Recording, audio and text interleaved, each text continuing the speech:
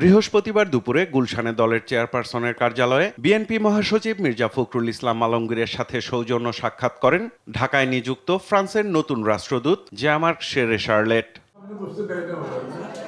বৈঠক শেষে সংবাদ সম্মেলনে বিএনপির স্থায়ী কমিটির সদস্য আমির খসরু মাহমুদ চৌধুরী বলেন, দুই দেশের সম্ভাবনাময় খাত নিয়ে পারস্পরিক কার্যক্রম এগিয়ে নিতে প্রয়োজন নির্বাচিত সরকার। জনগণ অপেক্ষা করছে, গণতন্ত্রকামী বিশ্বের যে দেশগুলো আছে তারাও চাই বাংলাদেশের সত্তর একটা নির্বাচনের মাধ্যমে একটা গণতান্ত্রিক অর্ডার ফিরে আসলে তাদের বাংলাদেশের সাথে কাজ করতে সুবিধা হবে। চলমান নাশকতা নির্বাচনের সাথে সম্পর্কিত না করে ভিন্নভাবে সমাধান করার পরামর্শ দেন আমির খসরু মাহমুদ চৌধুরী। এই সমস্ত ভায়োলেন্স তো হতেই পারে, এটার সাথে নির্বাচনকে মিশিয়ে ফেলার, গুলিয়ে ফেলার কোনো সুযোগ নেই।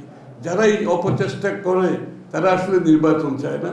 একটা গণতান্ত্রিক দেশে কোনো দলের সেই সুযোগ নাই যে সরকারকে জিম্মি করে সমস্ত বাংলাদেশের মানুষের যে অধিকার সেটা কেড়ে নেবে এবং তাদের ভোটাধিকার কেড়ে নেবে। যারা এই জিম্মির পথে যাবে তারা জনগণ থেকে আরো বেশি বিচ্ছিন্ন হবে।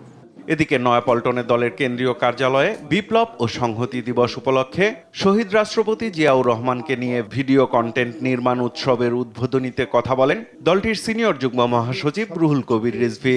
বলেন, গণহত্যার নির্দেশদাতাদের বিচার প্রতিহত করতে বেআইনি চোরাগোপ্তা হামলা চালাচ্ছে আওয়ামী লীগ। এই আগুন লাগানো এবং আগুনে মানুষ পোড়ানোর এই সমস্ত কালচার সংস্কৃতি যে আওয়ামী লীগের, সেটার আবার আমরা প্রমাণ পাচ্ছি এখন। তখন তো রাষ্ট্র ক্ষমতাকে ব্যবহার করে বিরোধী দলের বিরুদ্ধে তারা অপপ্রচার চালিয়ে গেছে, কিন্তু ওরাই যে করেছে তার প্রমাণ এখন বিভিন্ন বাসে আগুন দেওয়া, গাজীপুর, ঢাকা এবং সারা বাংলাদেশের কয়েকটি জায়গায় তারা আগুন দিচ্ছে এবং আগুনে মানুষে মারছে, মানুষে পুড়িয়ে মারছে। জুলাই সনদ বাস্তবায়ন নিয়ে টানাপোড়েনে ফ্যাসিস্টরা মুচকি হাসি দিচ্ছে বলেও মন্তব্য করেন রিজভী। তারা কিন্তু মুচকি হাসি দিচ্ছে। সাইফুল রিপন, দেশ টিভি, ঢাকা। হবে